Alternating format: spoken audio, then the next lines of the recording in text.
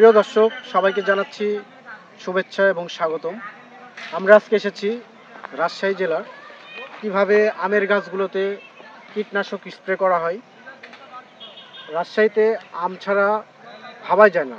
আম মানে রাজশাহী, রাজশাহী মানে আম। চলুন দর্শক, আজকে আপনাদের দেখাবো এই যে আমের মুকুলগুলোতে, আমের যেগুলো কুড়ি বলে, এটাতে কিভাবে কীটনাশক স্প্রে করা হয়, যেটা পোকামাকড় দমনের জন্য। দেখুন দর্শক, প্রচুর পরিমাণে মুকুল চলে আসছে। আর হয়তো সর্বোচ্চ হলে 10 থেকে 12 দিন, তারপরে পুরা গাছটা মুকুলে ছেয়ে যাবে। আগামীতে আপনাদেরকে দেখাবো কিভাবে আমের মুকুল আসে এবং খুব অল্প সময়ের মধ্যে এই মুকুলগুলো ফুলে যাবে এবং আমের কুড়িগুলো হয়ে যাবে। ফেব্রুয়ারি মাসের 10 থেকে 15 দিনের ভিতরে আমের গুটিগুলো চলে আসবে এখানে।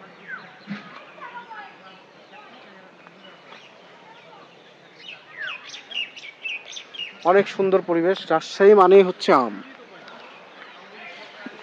শুধু আম বাগান আর আম বাগান চারিদিকে, বিস্তীর্ণ আম বাগান, শুধু গাছের পর গাছ, যা রাজশাহীর একটি অর্থ উৎপাদনকারী ফসল আম।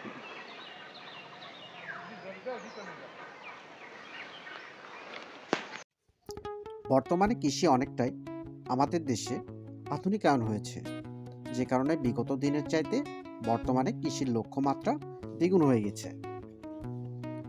আম গাছে মূলত ইংরেজি নতুন বছরের শুরু থেকেই আমের মুকুল আসা শুরু হয়, আর জানুয়ারি থেকে প্রায় ফেব্রুয়ারি মাস পর্যন্ত এই মুকুল আসে। আম একটি মৌসুমী ফল হওয়ায় এর জন্য বিশেষ যত্নেরও প্রয়োজন হয়ে থাকে। আম গাছে মূলত নতুন মুকুল ও কচি পাতার জন্য পোকামাকড় বেশি আকৃষ্ট হয়, এর রস শোষণ করে থাকে এবং বিভিন্ন পোকামাকড়, যে কারণে আমের মুকুল আসার পূর্ব মুহূর্ত থেকেই আম গাছে বিশেষ ধরনের কীটনাশক স্প্রে করে গাছকে পরিষ্কার রাখা ও বিশেষ গুরুত্বপূর্ণ। আম গাছে মুকুল আসার পূর্ব মুহূর্ত থেকে মুকুল আসা পর্যন্ত বিভিন্ন ধরনের কীটনাশক, বালাইনাশক এবং ছত্রাকনাশক স্প্রে করা হয়ে থাকে। যেমন কীটনাশকের মধ্যে রয়েছে ইমিডাক্লোপিড, কার্বনডাইজিম এবং ছত্রাকনাশক রয়েছে ম্যানকোজেব ইত্যাদি। মুকুল আসার আগ মুহূর্তে গাছের পাতা বা ডগায় অনেক ময়লা ও ছত্রাক জমে থাকে, সেজন্য প্রথম অবস্থাতে ভালোভাবে গাছকে স্প্রের মাধ্যমে ধুয়ে দিতে হবে। তাতে নতুন যে ডগাগুলো আছে সেগুলো ফেটে মুকুল বের হয়ে আসবে।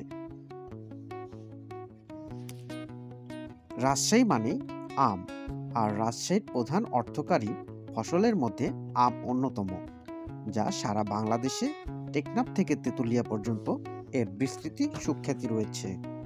বর্তমানে দেশের গণ্ডি পেরিয়ে বিদেশেও রপ্তানি হচ্ছে এই রাজশাহীর আম, তাই আমের জন্য নেওয়া হচ্ছে বিশেষ যত্ন।